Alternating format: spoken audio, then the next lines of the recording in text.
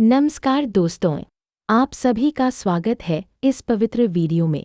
आज हम बात करेंगे उत्पन्ना एकादशी की, जो साल भर में आने वाली 24 एकादशियों में से सबसे पहली और अत्यंत शुभ एकादशी मानी जाती है। शास्त्रों में कहा गया है कि इस दिन व्रत और पूजा करने से मनुष्य के सभी पाप मिट जाते हैं और घर में धन, समृद्धि और वैभव का स्थायी निवास होता है। कहा जाता है जब भगवान श्री विष्णु ने मुर नामक असुर का वध किया था, उसी दिन से एकादशी देवी की उत्पत्ति हुई थी। इसीलिए इसे उत्पन्ना एकादशी कहा जाता है।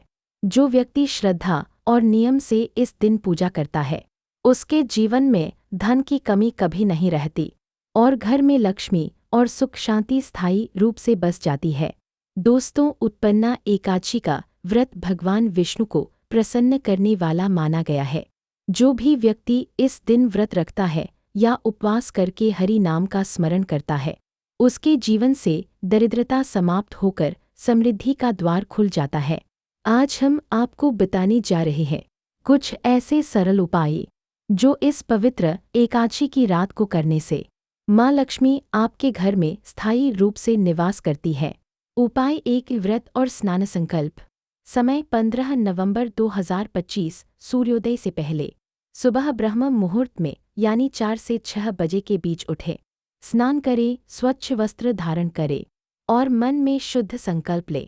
आज मैं उत्पन्ना एकादशी का व्रत रखकर भगवान विष्णु की आराधना करूंगा ताकि मेरे जीवन से सभी दुख और दरिद्रता दूर हों। फिर श्रद्धा से भगवान विष्णु और एकादशी माता की पूजा करें। यह उपाय आपके पाप और कष्टों का शमन करता है और जीवन में गहरी मानसिक शांति लाता है। उपाय 2 है भगवान विष्णु का पूजन और तुलसी अर्पण। आवश्यक सामग्री: अक्षत पुष्प, तुलसी दल, फल, नारियल, दीपक और गंगाजल। पूजा में भगवान विष्णु को तुलसी दल, पुष्प और फल अर्पित करें।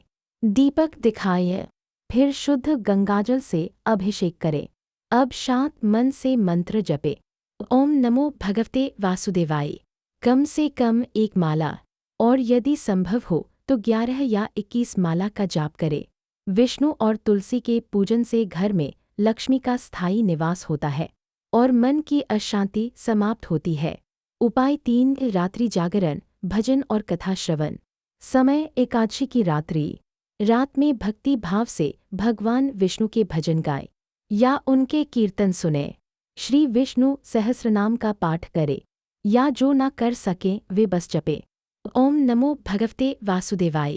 पूजा स्थल पर दीपक जलाएं और यदि संभव हो तो पूरी रात जागरण करें। रात्रि जागरण से भगवान विष्णु और देवी एकादशी अत्यंत प्रसन्न होते हैं और अशुभ ग्रहों का प्रभाव धीरे धीरे कम हो जाता है। उपाय 4, व्रत, भोजन और संयम। जो लोग व्रत रखते हैं वे पूरे दिन फलाहार करें। यदि व्रत न रख सकें तो भी आज के दिन चावल का सेवन न करें। प्याज, लहसुन, मांस और मदिरा का सेवन पूर्ण रूप से वर्जित है। दिन भर सात्विक भोजन करें और मन को शांत रखें। यह संयम शरीर की नकारात्मक ऊर्जा को नष्ट करता है और मन को पवित्र, स्थिर और निर्मल बनाता है। उपाय 5, दान और सेवा। समय: अगले दिन द्वादशी यानी व्रत पारायण का दिन। व्रत पारायण के बाद किसी जरूरतमंद या ब्राह्मण को अन्न, फल, वस्त्र या दक्षिणा का दान करें। भगवान विष्णु को प्रसाद चढ़ाएं और उसमें से 1 भाग दान स्वरूप दें। सर्दी के मौसम में कंबल या स्वेटर दान करना भी अत्यंत शुभ माना गया है। दान करने से पुण्य बढ़ता है, घर में धन और सुख समृद्धि आती है और कर्मजन्य दोषों का नाश होता है। इस प्रकार यदि आप श्रद्धा से उत्पन्ना एकादशी का व्रत करें तो भगवान विष्णु आपके जीवन में शांति, सुख और सफलता का प्रकाश अवश्य फैलाएंगे। जय श्री विष्णु। घर में धन और सुख समृद्धि आती है और कर्मजन्य दोषों का नाश होता है। इस प्रकार यदि आप श्रद्धा से उत्पन्ना एकादशी का व्रत करें तो भगवान विष्णु आपके जीवन में शांति, सुख और सफलता का प्रकाश अवश्य फैलाएंगे। जय श्री विष्णु।